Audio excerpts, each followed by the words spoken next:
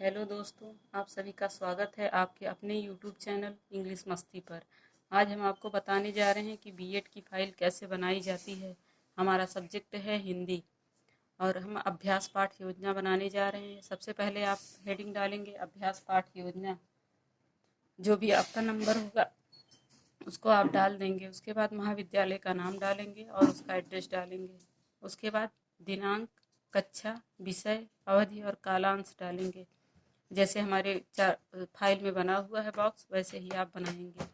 उसके बाद प्रकरण हेडिंग डालेंगे। उस प्रकरण के अंतर्गत जो भी आपका लेसन का नाम हो उसको डालेंगे। जैसे हमारे लेसन का नाम पंचवटी है, उसको हम लिखेंगे। उसके बाद सामान्य उद्देश्य में छात्रों में हिंदी भाषा के प्रति रुचि जागृत करना, इसको हम लिखेंगे सबसे पहले। उसके बाद दूसरा पॉइंट होगा बच्चों को कल्पना शक्ति का अवसर प्रदान करना। तीसरा पॉइंट होगा बच्चों के द्वारा मातृभाषा का विकास करना और भाषा ज्ञान को अच्छे से समझना। उसके बाद आगे की हेडिंग होगी विशिष्ट उद्देश्य। विशिष्ट उद्देश्य में पहला पॉइंट होगा छात्रों को मैथिली शरण गुप्त की रचना का अध्ययन करवाना। दूसरा, छात्रों के शब्द भंडार में वृद्धि करवाना। तीसरा, छात्रों को कविता के माध्यम से सूर्य की किरणों, आकाश, धरती आदि का ज्ञान करवाना। उसके बाद सहायक सामग्री डालेंगे। उसमें होगा लपेट श्यामपट्ट, चार्ट, चाक, डस्टर इत्यादि, जो भी आपकी सहायक सामग्री होगी।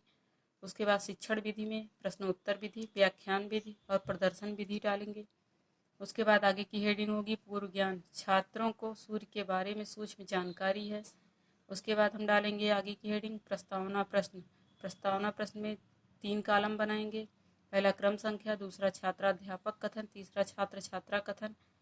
पहला क्वेश्चन होगा आपके घर में कौन कौन रहते हैं? दादा दादी, मम्मी पापा, बहन इत्यादि। दूसरा क्वेश्चन होगा कुल कितने सदस्य हुए? 5। 5 लोगों को हिंदी में क्या कहते हैं? 5 या पंच। चौथा क्वेश्चन होगा पेड़ का पर्यायवाची बताइए, वट या वृक्ष।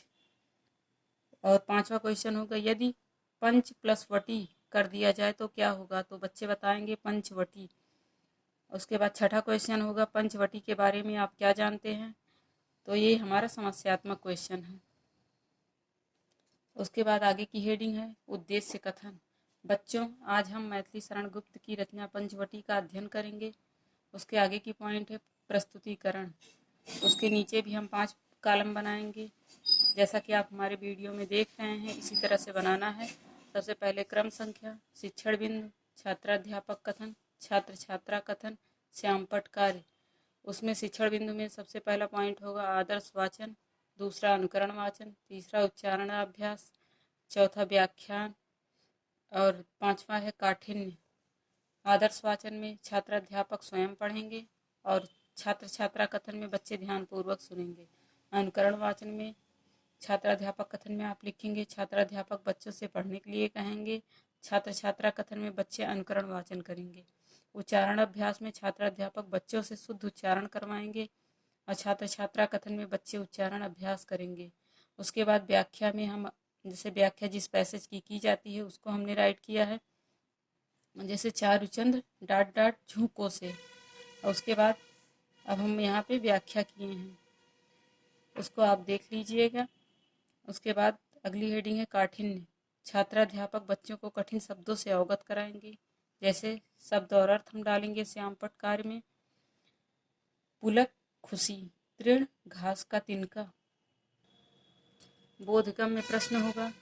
बोधगम्य प्रश्न में सबसे पहले बच्चे पुलक शब्द का अर्थ लिखकर लाएंगे। दूसरा क्वेश्चन तृण का अर्थ क्या होता है? तीसरा क्वेश्चन यह किसकी रचना है? निरीक्षण कार्य में छात्राध्यापिका द्वारा कक्षा में घूम घूम कर निरीक्षण कार्य किया गया। बच्चे श्यामपट्ट पर किया गया कार्य कर रहे हैं कि नहीं? पुनरावृत्ति प्रश्न में पंचवटी में किसके बारे में वर्णन किया गया है? पंचवटी के लेखक कौन है? पुलक शब्द का अर्थ बताइए। और उसके बाद गृह कार्य आ जाता है। गृह कार्य में बच्चों आप सब पाठ की व्याख्या लिखकर ले आएंगे। जैसा कि आप हमारे वीडियो में देख रहे हैं, हमने पंचवटी का चार्ट भी बनाया है।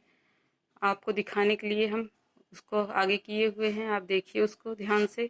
ऐसे ही हमें बनाना है। अगर आपको हमारा वीडियो अच्छा लगा हो तो प्लीज़ लाइक करें, शेयर करें, सब्सक्राइब करें और कमेंट करना ना भूलें। धन्यवाद।